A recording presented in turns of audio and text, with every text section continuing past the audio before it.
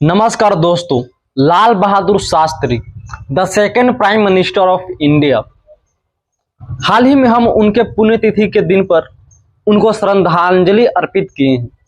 उनका पुण्यतिथि 11 जनवरी को उनका निधन हुआ था। हम लोग अक्सर जानते हैं कि इनका मृत्यु हार्ट अटैक मतलब कि दिल के दौरा पड़ने के कारण हुआ था।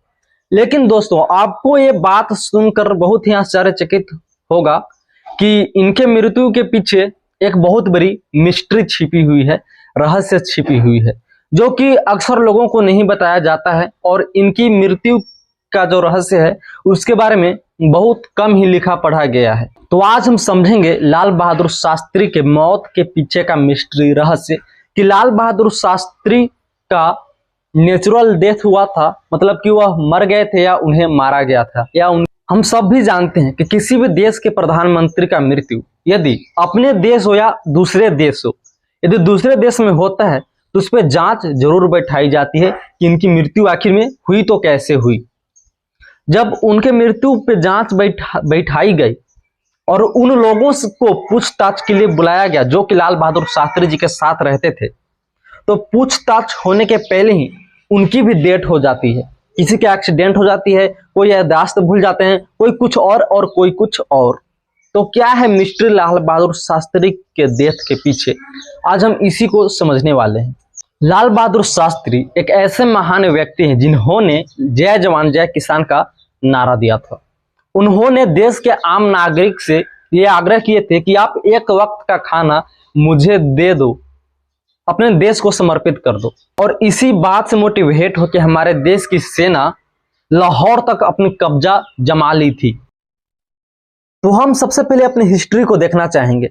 सन 1947 में 15 अगस्त को हमारे देश को इंडिपेंडेंस मिली थी, आजादी मिली थी। उसी समय एक और देश बना था पाकिस्तान, जो कि पूरी की पूरी तरीके से इस्लाम के नाम पे बना था, एक धर्म के नाम पे बना था। उस समय हमारे देश के प्रधानमंत्री पंडित जवाहरलाल नेहरू को बनाया गया। अभी अभी हमारे देश को शांति मिली थी, हमारे देश नई आजाद हुआ था, सारे लोग जश्न मना रहे थे। और हमारे देश उस समय उतना ग्रोथ नहीं किया हुआ था, विकसित नहीं था। सारे लोग अपने देश को विकसित करने में लगे हुए थे। लेकिन वही गलत मानसिकता वाला पाकिस्तान आजादी के कुछ चंद महीने ही हुए थे, जो कि कश्मीर को हड़पने के लिए नया तरकीब रचना स्टार्ट कर दिए। ये सब को देखते हुए हमारे देश और पाकिस्तान के बीच एक समझौता होती है 1 जनवरी 1949 को। उसमें क्या होता है कि कश्मीर के 2/3 भाग भारत को मिलता है और 1/3 भाग पाकिस्तान को मिलता है। इधर हम पाकिस्तान से समझौता करके अपने देश में शांति कायम करने का प्रयास कर ही रहे थे कि उधर से चाइना हम लोगों के ऊपर कूद जाता है। मतलब चाइना भी एहसास दिला देता है कि हम भी तुम्हारे पड़ोसी हैं, पड़ोसी के साथ कैसे और किस तरीके से व्यवहार करना चाहिए। चाइना भी उसी टाइम अस्तित्व में आया था, एक इंडिपेंडेंस कंट्री बनके। और पंडित जवाहरलाल नेहरू इतने खुश थे कि उन्होंने एक नारा भी लगा दिया था कि हिंदी चीनी भाई भाई। वे चीनियों को इस नारा से संबोधित किया था कि हम और आप आपस में भाई भाई हैं, क्योंकि हम लोग एक ही जगह से निकले हैं। एक पंडित जवाहरलाल नेहरू पूरी दिल से शिद्दत के साथ बोले थे हिंदी चीनी भाई भाई। और उसी समय हमारे देश के प्रधानमंत्री पंडित जवाहरलाल नेहरू चाइना को पंचशील योजना भी दे देते हैं। और चाइना और भारत दोनों कसमें और वादे खाते हैं कि हम पंचशील योजना के साथ तत्पर रहेंगे। पंचशील योजना में यह था कि एक दूसरे की अखंडता और प्रभुता का सम्मान किया जाएगा, परस्पर आक्रमण से बचना होगा, मतलब हम एक दूसरे पर आक्रमण नहीं करेंगे, एक दूसरे समान और परस्पर लाभकारी संबंध कायम रखेंगे, शांतिपूर्ण सह अस्तित्व को बनाए रखेंगे। और दोनों देशों ने इस पंचशील योजना पर हस्ताक्षर कर दिया और कबूल कर लिया। हमारे देश भारत और भारत के लोग ये मानने लग गए थे कि चीन की तरफ से तो कोई टेंशन होगा नहीं, क्योंकि हम लोगों ने शिद्दत के साथ, पूरी शिद्दत के साथ ये मान लिया था कि हिंदी चीनी भाई भाई, और पंचशील योजना पे हस्ताक्षर भी कर लिए थे। और किसी को कानो कान तक भनक नहीं थी कि चाइना हमारे विश्वास को विश्वासघात की ओर ले जा रहा है। मतलब कि आप सांप को दूध पिलाते हो तो सांप आपको उल्टा ही डस लेता है। और इसी तरह चाइना हमारे देश के साथ जो संबंध थी उसे तोड़ते हुए, पंचशील योजना को नजरअंदाज करते हुए, हमारे विश्वास के साथ विश्वासघात करते हुए सन 1962 में हमारे ऊपर बिना कोई वजह के, बिना कोई प्रिपरेशन के आक्रमण कर देता है और हमारे देश के एक बहुत बड़े हिस्सा को कब्जा लेता है, जिसे हम चाइनीज ऑक्युपाइड कश्मीर के नाम से जानते हैं। और इस समय हमारे देश के सारे लोग, हमारे देश का प्रधानमंत्री, मतलब तमाम लोगों को एक बहुत बड़ी झटका महसूस हुई कि बताओ, जिस पर हम विश्वास किए वो हमारे साथ विश्वासघात कर दिया, वो भी लीगल वे में हस्ताक्षर करने के बाद भी। आप इस बात से अंदाजा लगा सकते हैं कि हमारे देश के प्रधानमंत्री इतना इमोशनली डाउन हो गए थे कि उन्होंने संसद में कह दिया कि आधुनिक दुनिया को नहीं समझे और अपने निष्ठा मन के साथ विश्वास को कायम रखे, और इसी का परिणाम मुझे भुगतना पड़ रहा है। और कहीं ना कहीं पंडित जवाहरलाल नेहरू की मृत्यु में यह घटना भी बहुत बड़ी अहम रोल अदा करती है। और इसी तरह हम अपने देश के प्रथम प्रधानमंत्री, the first prime minister of India, Pandit Jawaharlal Nehru को 27 मई 1964 में खो दिया। अब हमारे देश में जरूरत थी एक कुशल प्रधानमंत्री का, और हमारे देश में एक सटीक निर्णय के साथ लाल बहादुर शास्त्री को अपने देश भारत का एक नया प्रधानमंत्री के रूप में घोषित किया। अब आप इस बात से अंदाजा लगा सकते हैं कि हमारे देश की आर्थिक स्थिति इतनी ज्यादा खराब थी, अभी अभी हम होश ही संभाले थे कि हमारे देश पे कई आक्रमण हुए, हमारे देश में लगातार जनसंख्या बढ़ रही थी, रोजगार कम था, उनके खाने के लिए भोजन की दिक्कत थी, और ऐसी परिस्थिति में हमारे देश के प्रधानमंत्री का निधन हो जाना कितनी बड़ी दुखद की बात है, आप समझ सकते हैं। और हमसे ज्यादा हमारे दुश्मन लोग समझ रहे थे। पाकिस्तान हम पर 1965 में इसलिए आक्रमण किया कि हमने 1962 में चाइना से युद्ध हारे, 64 में हमारे देश के प्रधानमंत्री का निधन हो चुका, मतलब कि भारत की स्थिति दयनीय से दयनीय है।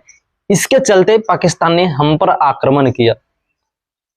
और पंडित जवाहरलाल नेहरू उस समय क्या कर रहे थे कि हमारे यहाँ भोजन की दिक्कत चल रही थी, तो विदेशों का भ्रमण करके अलग अलग देशों से मदद मांग रहे थे कि हमको गेहूं दे दो ताकि हम अपने देश में भोजन की दिक्कत की समस्या से लड़ सकें। वे भ्रमण करते करते अमेरिका भी जाते हैं। अमेरिका वालों ने बोला कि हाँ आपको गेहूं देंगे, लेकिन एक शर्त है। अमेरिका वालों ने बोला कि यदि आप रूस के साथ मित्रता क्या कर दो, खत्म कर दो। उसमें सोवियत रूस हुआ करता था कि मित्रता आप खत्म कर दो तब आपको हम गेहूं देंगे। तब जवाहरलाल नेहरू बोले कि अभी इस टॉपिक पे बात करने के लिए हमारे पास टाइम नहीं है, आप यदि अभी आप गेहूं दे सकते हैं तो दें। तो अमेरिका ने हम लोगों को वो गेहूं दिया जो कि वह अपने यहाँ सुअर जानवरों को खिलाया करता था, मतलब घटिया क्वालिटी का गेहूं हम लोगों को दिया। और इधर पाकिस्तान 1965 में हम पर आक्रमण कर दिया था। अमेरिका हम लोगों को बार बार धमकी दे रहा था कि यदि तूने पाकिस्तान के साथ तनिक भी टाल मटोल किया तो हम अनाज रोक देंगे। अब हमारे सैनिक के पास एकमात्र साधन था युद्ध लड़ने का, अनाज भोजन, उसका भी प्रबंध करना काफी मुश्किल हो चुका था। तब लाल बहादुर शास्त्री जी ने एक ऐलान किया अपने देश कंट्री इंडिया में कि आप एक वक्त का भोजन हमें दो, अपने देश को दो, ताकि हमारा देश पाकिस्तान का मुकाबला कर सके। और हम लोगों ने सुना भी और अपने एक वक्त का भोजन कुर्बान किया अपने देश के लिए। और इससे मोटिवेट होकर हमारे देश की सैनिक, हमारे देश के नौजवान पंजाब के रास्ते लाहौर तक जाकर अपना तिरंगा लहराया। और इसे देखकर अमेरिका काफी चिंतित हो गया, क्योंकि अमेरिका उस समय पाकिस्तान का समर्थक देश हुआ करता था। इस बात से अमेरिका इतना ज़्यादा परेशान हो गया क्योंकि उसने सोचा था कि पाकिस्तान हिंदुस्तान में घुसेगा, लेकिन इसके अपोजिट हिंदुस्तान के हमारे बहादुर सैनिकों ने पंजाब के रास्ते पाकिस्तान के लाहौर तक घुसकर उनकी हालत खराब कर दी थी। पाकिस्तान में हड़कंप मचा हुआ था कि अब हमारे देश पे तो भारत ने लाहौर तक कब्जा कर लिया है, अब क्या होगा। तो अमेरिका ने उस समय भारत और पाकिस्तान को समझौता करने के लिए मतलब क्या किया, प्रेशर डाला, और राष्ट्र ऐसा देश जो कि दोनों का मित्र हो उसे खोजा गया। उसमें रूस था, सोवियत रूस, उसमें इन दोनों का समझौता के लिए घोषित किया गया। और भारत के प्रधानमंत्री और पाकिस्तान के सेनापति, भारत के प्रधानमंत्री लाल बहादुर शास्त्री और पाकिस्तान के सेनापति अयूब खान रूस पहुंचते हैं। ताशकंद में इन दोनों के बीच समझौता होती है, जो कि अभी वर्तमान में उज्बेकिस्तान में है। ताशकंद समझौता में क्या होता है कि भारत के प्रधानमंत्री लाल बहादुर शास्त्री जितना पाकिस्तान के क्षेत्र पर कब्जा किए हुए थे युद्ध के दौरान, वो सारा क्षेत्र पाकिस्तान को लौटा देते हैं। और इस बात से वे इतना ज्यादा परेशान हो जाते हैं कि हम इंडिया जाएंगे तो क्या जवाब देंगे अपनी जनता को। जनता पूछेगी कि आपने ऐसा क्यों किया, जीते हुए क्षेत्र को क्यों वापस लौटा दिया। इसके चलते हुए पूरा दिल से मतलब टूट गए थे कि अब हम क्या जवाब देंगे उनको। और यह भी कहा जाता है कि जब ये फैसले लेने के बाद, ताशकंद समझौता के बाद, जब अपने घर पे फोन करके पूछते हैं अपनी पत्नी या बेटी से कि क्या मेरा समझौता सही लगा, मेरा यह फैसला सही लगा, तो उनकी परिवार में बेटी और उनकी पत्नी उनसे बात करने के से भी इनकार कर देते हैं। और बेटी बोलती है कि मुझे तो यह फैसला बिल्कुल खराब लगा, और माँ को भी यह फैसला खराब लगा है, क्योंकि मैंने सोचा था कि आप जीते हुए पाकिस्तान को वापस लेकर आएंगे, नहीं कि उसे आप लौटा देंगे। और यह भी कहा जाता है कि लाल बहादुर शास्त्री इतना ज़्यादा मतलब दिल से दुखी थे कि उन्होंने इंडिया के पेपर वगैरह भी, न्यूज़पेपर भी मंगवाने का प्रयास किया उसमें क्या छापा है हमारे बारे में, हमारे देश के लीडर लोग हमारे बारे में क्या कह रहे हैं, मेरे फैसले के बारे में क्या कह रहे हैं।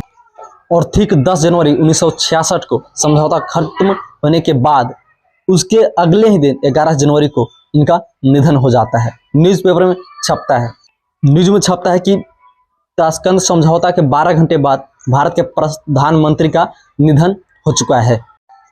आपको ये न्यूज़पेपर दिख रही होगी, इसमें साफ साफ लिखा है कि 12 घंटे के बाद, ताशकंद समझौता के 12 घंटे के बाद, मतलब कि 10 जनवरी के बाद 11 जनवरी को भारत के प्रधानमंत्री लाल बहादुर शास्त्री का निधन हो चुका है। अब यहाँ पे थोड़ी सोचने वाली बात है कि ठीक समझौता के एक दिन बाद उनका निधन हो जाना, क्या है इसमें। और उस दिन क्या हुआ था, उस रात में जो रसोइया इनके लिए खाना पकाता था वह रसोइया भी चेंज हो चुका था, किसी अदर आदमी ने उनके लिए भोजन बनाया था। और सोवियत रूस की सरकार दावा करती है कि मैंने भोजन देने से पहले उसे चखकर उनको परोसा था। मतलब अब किसी भी देश के प्रधानमंत्री का अचानक निधन हो जाए तो उस पर जांच पड़ताल क्यों नहीं बैठाया जाए, तो उस पर जांच पड़ताल बैठाया जाता है और उन लोगों को गवाही के लिए, पूछताछ के लिए बुलाया जाता है जो लोग इनके साथ रहा करते थे।